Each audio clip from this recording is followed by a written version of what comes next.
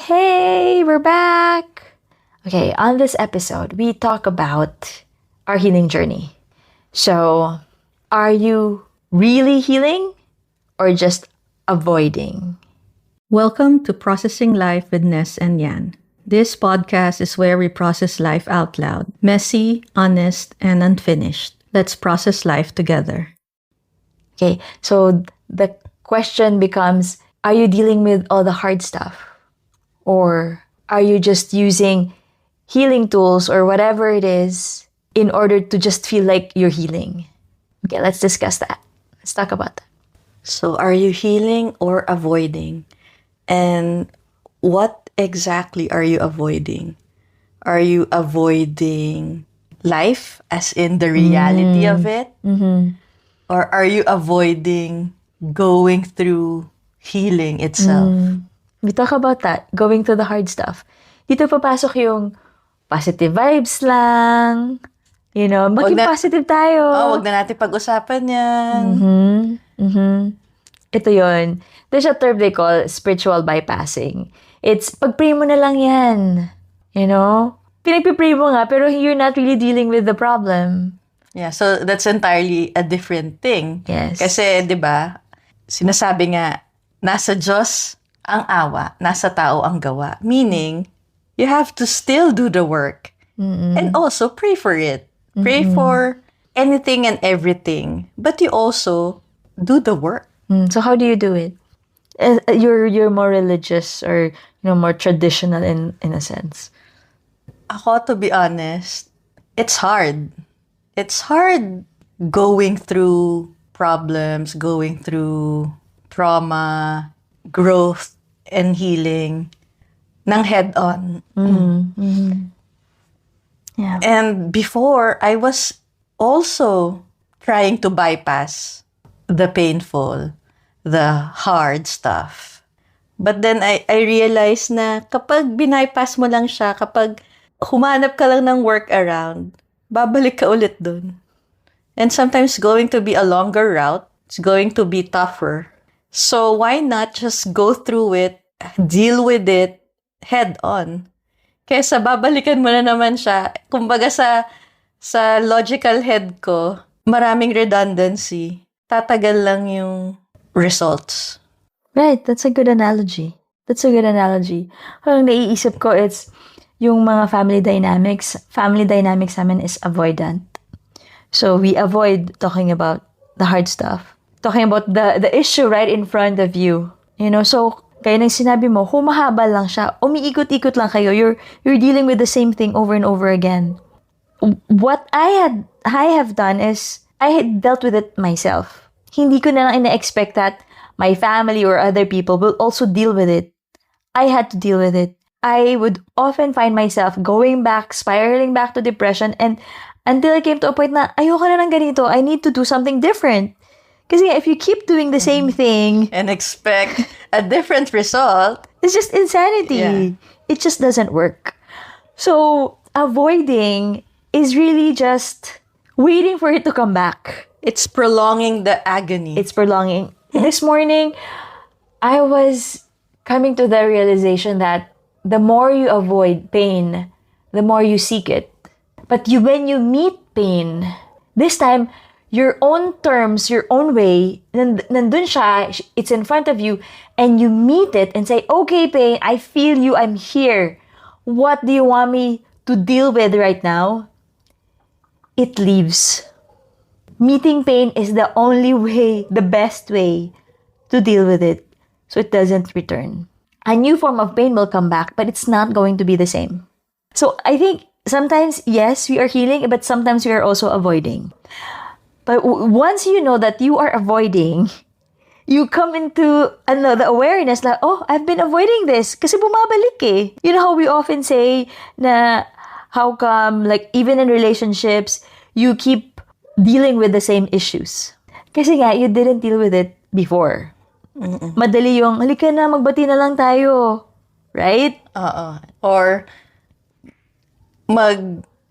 magme-makeup kayo, but really, surface lang na yung, parang nag-agree lang kayo na let's not deal with it right now. Hanggang sa, wala, nakalimutan na. It's really not nakalimutan, but rather, it's already Sinupress mo lang.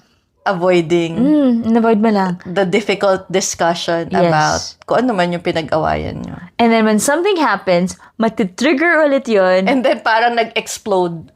the same issues will come up. Yeah. Yeah. And Yeah. so yun nga, about yung being avoidant or pagpaliban na lang, para siyang parang iniipon mo. And then, pag may isang trigger lang, no matter how small, biglang parang nag-blow up in your face na, bakit parang ang laki-laki na? Yeah. Na parang hindi nyo na ma-resolve. Yeah. So, 'di ba, kung hinarap nyo yon, mas madali sana.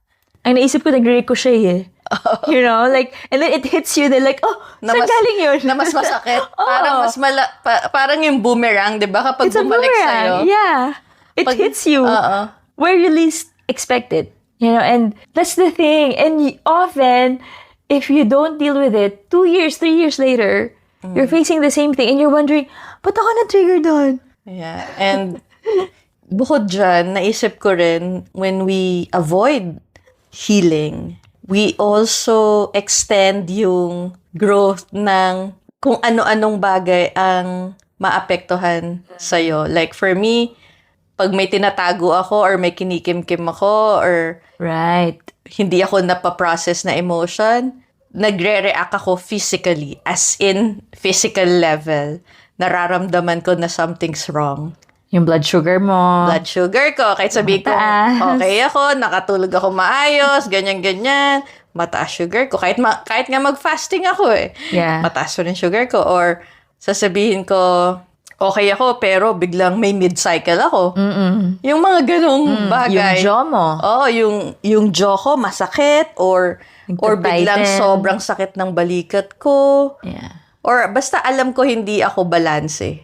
Yeah. When Pero- you're snapping, usually yun ang sign eh. When you're snapping at people, Oh yeah, pag maikli pasensya ko, pag nanghahabol na ako sa kalsada or mabilis ako mapikon or pinagdidiskitahan ko yung maliliit bagay. na bagay, alam ko may kailangan akong i-handle. Yeah. Kailangan ka i-address.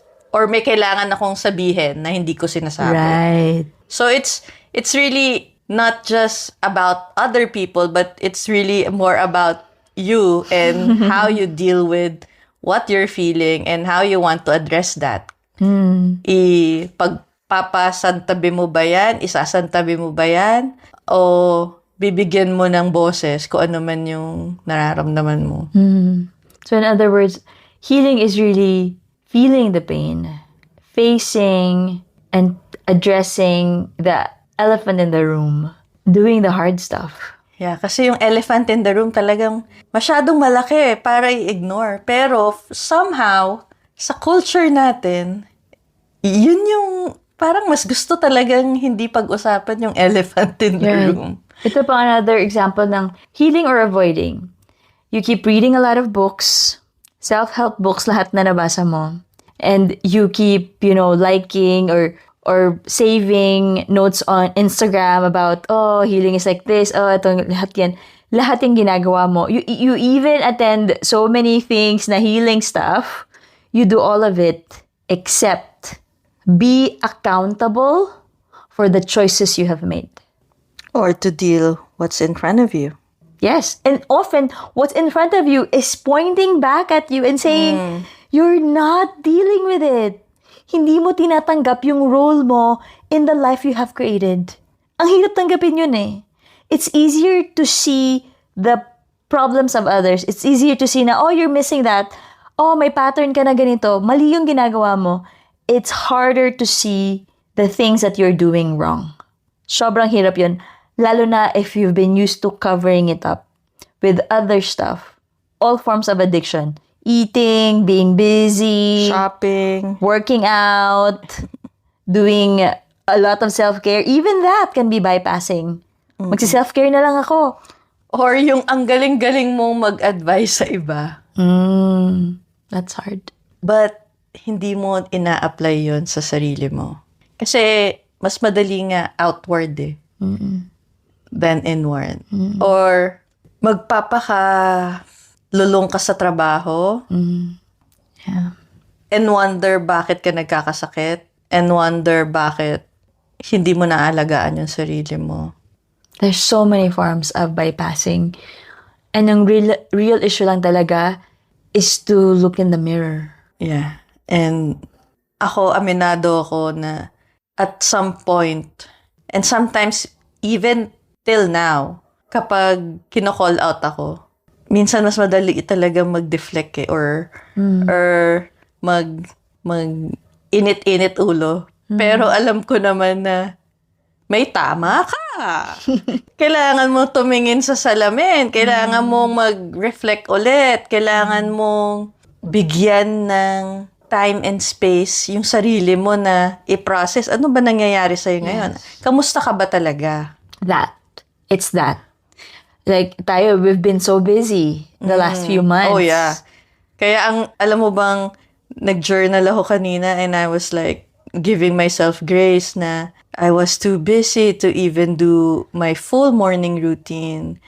Na kahit yung a few minutes of calling myself back, centering myself and all that, hindi ko nagawa. Because of this, of that, na I'm always in between things or I need to do something or I need to go somewhere.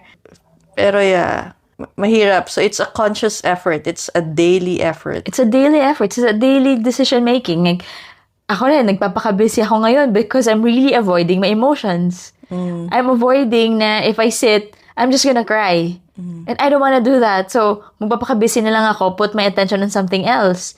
So, I'm really not dealing. But eventually, it will catch up with you. You're gonna have to deal with it. Alam mo, sinasabi sa akin ngayon, what I'm feeling, like my guides, you're afraid of your own depth. And ako, ayoko na ng depth ko. It's too heavy. deep already. It's too deep. It's heavy. As in, ilang araw nang namumugto ang mata ko because I keep crying. Hanggang kailan to? You know, I'm still dealing with yung effects ng perimenopause and ang haba naman ito, you know? So even that, it's still a decision to, some days talaga you're gonna avoid. Kasama yun eh. Pero at some point, you're gonna know that you're gonna be more aware. Healing is self-awareness. You're aware that you're not dealing with shit. You're aware that you're avoiding. You're aware that you cannot accept your own mistakes. You're aware that you have patterns you refuse to break or you cannot break. Or it's hard for you to break. At least, nasa awareness ka. It's the first step. Awareness talaga is key. It's important. It gives you humility. That. Kasi it's so hard to swallow na lahat ng nangyayari sa'yo, babalik sa'yo. And you have to accept na, yes, you've made tough decisions. You've made good and bad decisions. And you just have to be accountable kung ano yung consequences nun. Right. And the moment you accept it. Yeah, the moment you accept it, the moment you give light to it, nawawala yung bigat niya na hindi mo siya hinaharap. There's the idea na it's hard to tell people to be gentle with themselves if they've never done it before. It's like, nalaming sabi mo before na it's an odd job. Like, to be gentle with myself, what does that mean? But once you become self-aware of all these things that you carry, of all the pain you've been carrying, all the trauma you've been trudging through your whole life, you will learn to be compassionate with yourself because you can see how much pain you have. Once you see that, like fully see na, oh my gosh, I've been doing this repeatedly, you'll understand na, okay, you cannot keep carrying on with life as it is. You start being compassionate with yourself because, grabe, I think alam mo yung pag nalaman mo na ang dami mong trauma, the next stage is you'll be angry. You'll be angry na, bakit ginawa sa akin to? And then yung next stage is, oh my gosh, ang dami kong dala-dala. And then you start be taking it easy. Because you know healing is not gonna be a quick journey. Yeah, it's not going to be an overnight thing. No. It's a continuous process. Sometimes it's gonna be hard and so triggering. Sometimes it's gonna be easy. It's just gonna flow. It's gonna flow out of your system. Pero I think you have to be intentional and consciously decide na you wanna go through it. With, Na, with open eyes. yes. With knowing fully na it's not gonna be easy or straightforward. And I always say this, the hard days and the good days, they're part of the journey. Failing is part of the journey. Avoiding it over and over again is part of the journey. If you've been failing for a year, 2 years, 10 years, that's still part of the journey. It doesn't mean you don't have the will to go on or the capacity to heal or that things won't change. I really still believe that you can. I really still believe that healing is waiting for you. It's just waiting for you to wake up, to start making different decisions. It's waiting for you to open up. And it doesn't matter kung 80 years old ka na. I really, truly believe if you're still alive, Yeah. you still have a chance at healing. Wala siyang age requirement or time limit. The best time is right now. Yeah. Right now. Make that decision. Start healing, facing the hard stuff, or keep avoiding. The choice is yours. Yes. So we leave it. We leave it at that, and feel free to share your insights about today's episode, and we hope to hear from you. Know that we are in this journey with you. Through the hard stuff, through the fun stuff. Thank you for listening. Till next time.